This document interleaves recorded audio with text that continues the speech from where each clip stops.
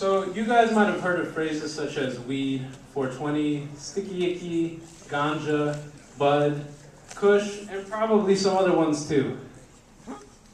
Marijuana is a huge part of California's culture today, and despite how you feel about it, it's here to stay. In an article in Pasadena Weekly, there are over 1,000 medical marijuana dispensaries here in California as of 2009, and that's not to say that there's even more now. Whenever I go to any kind of social event nowadays, such as a party or a concert, it's hilarious how much of I see it around me. The war on drugs is obviously lost, and the government needs to accept this. I think that marijuana should be legalized and taxed for a profit for the government. First off, I want to talk about all the resources we waste trying to regulate marijuana and all the problems that go along with it. Second, I want to talk about how marijuana is so easily abused here in California. And third, I want to talk about the benefits of legalizing marijuana. So, going to my first main point, I told you a little bit about the situation, but I want to show you just how bad it's gotten. Marijuana is all around us, and we waste law enforcement and money trying to stop it when it's just not possible. I mean, it's silly to think that the police are going to catch every single drug dealer on the streets. I've even seen drug deals happen in front of me in line at a McDonald's, and it's ridiculous. Well, according to former governor of New Mexico, Gary Johnson, we waste $25 billion a year trying to regulate marijuana. I don't understand why we would spend so much money on something when I still see it happening around us all the time. I'm not seeing a difference. Not only that, it creates a lot of problems involving gangs, violence, and the drug trade. When the government implements laws that they can enforce, it creates a thriving black market for criminals and especially the drug cartel. According to CNS News, in 2010, there were over 10,000 deaths related to the drug cartel. Not only that, but the drug cartel makes 60% of their profits in the United States. I think that the police waste their time catching these potheads when they could be preventing much more serious crimes. Going to my second main point, I told you how we waste all these resources, but I want to show you why it's gotten this bad. I mean, ever since the legalization of medical marijuana, anyone who wants it can get it. There's probably a doctor in almost every city in LA who will prescribe it to you, and when my friend went to go get his card, he told me that the doctor didn't even care. He told him to make up an illness, he just wanted his money, get in and get out, quick procedure. And that means that anyone over the age of 18 can legally buy marijuana, at least on a state level.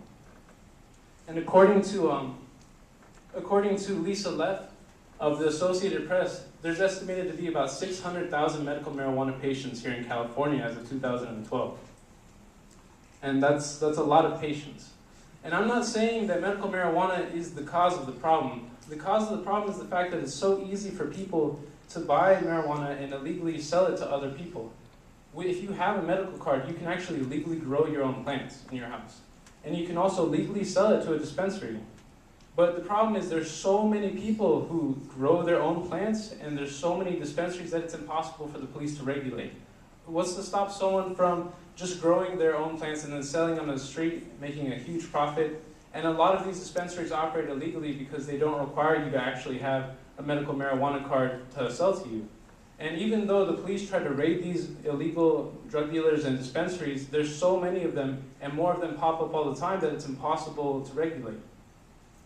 Going into my final point, I've been talking about how it's gotten so out of hand, but I wanna say that, instead of trying to fight it, we can use it to our advantage. No matter how much money we spend, how many law enforcements we use, it's still gonna be out there. I want to tell you guys a little story.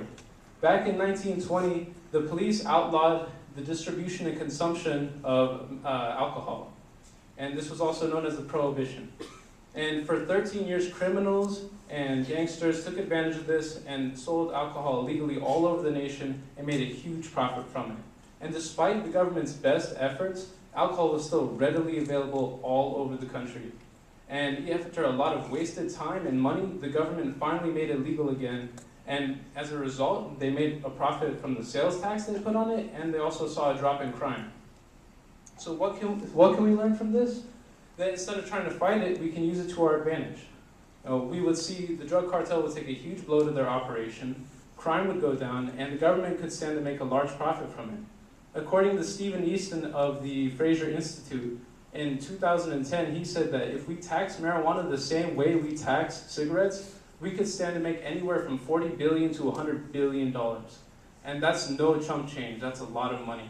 And if you take into account that we would save a potential $25 billion from not having to regulate it, that's just even more. As of November 6, 2012, earlier this month, Colorado and Washington were the first states to legalize marijuana on a state level. And although it's too soon to actually see any results, they're hoping that it's going to fill a lot of the gaps in their budget. Even though it's legal on a state level, in the eyes of the federal government, it's still illegal. And that means that the battle is far from over. So if you guys want to help make a difference or voice your opinion, there's a website, the acronym NORML, stands for the National Organization for the Reform of Marijuana Laws. You can go on there and they'll have plenty of ways that you can help fight the cause.